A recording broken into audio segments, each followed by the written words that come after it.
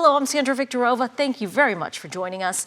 Well, this week we got a closer look at the impact in the hardest hit areas of Southwest Florida. Hurricane Milton demolished homes and structures on Manasota Key in Charlotte and Sarasota counties.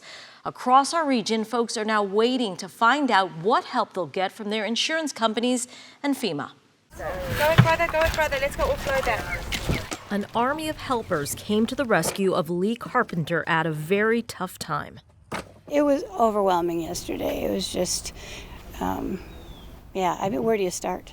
Members of the Bridge Church helped pick up the mess left behind by Milton at her home in Englewood. It just means a lot that they're here and that their hearts are so willing to help. It's a home that she was about to sell until Hurricane Helene hit. She fixed that damage, and then Milton arrived with a storm surge this community has never seen. But you can see the line right there. Wow. A few steps away, the damage at her other rental home is worse. She's not sure it's salvageable. She and her husband don't have flood insurance. Not only are we having to make repairs on these and our other properties, but there's nobody coming to rent. So we're losing rental income as well. So we're retired, and so it's our source of income. They've applied for FEMA assistance, but don't know what help, if any, they'll be able to get.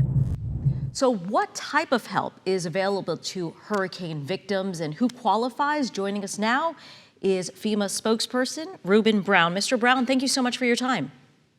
Thanks for having me. So, Mr. Brown, if you could start with what is FEMA's role in a hurricane like this, and secondary, how can people get help and who can get help? Yes, ma'am. Well, FEMA's role is to provide disaster assistance to folks who've been impacted by disaster. Obviously, in Florida, we've had 3 successive hurricanes, namely Debbie, Helene, and Milton. FEMA's been here on the ground since the very beginning, and I counted among those numbers who've been here to help Floridians. And you asked about the type of help that people can get. Before I get into that, I want to just say that the first line of defense is going to be insurance. You pay for it month after month, year after year. Now's the time to access it. Now's the time to make it work for you. If you think that you have uninsured or underinsured losses, that's the time to connect with FEMA. And you can do that one of several ways. You can call 1-800-621-3362. You can go to disasterassistance.gov, or you can download the FEMA app on your iPhone or Android device to apply for assistance that way. And what types of assistance can you expect from FEMA? Well, several types.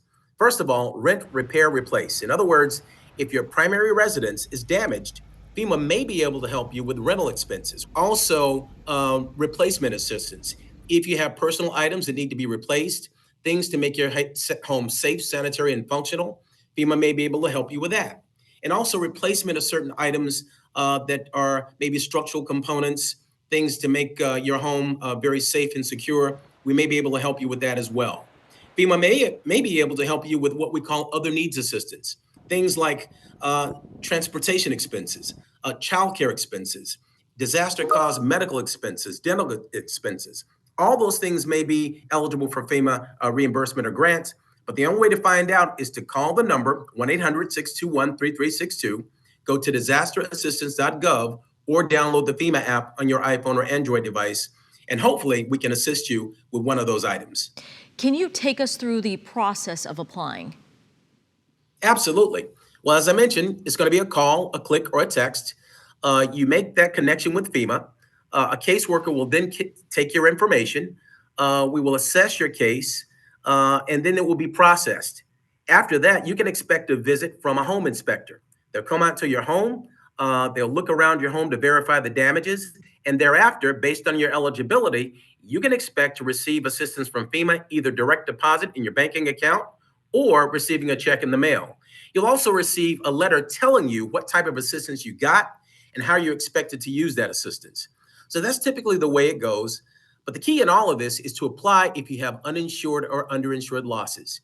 Many people hearing this may say to themselves, why apply?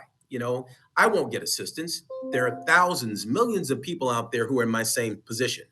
And that's the wrong answer.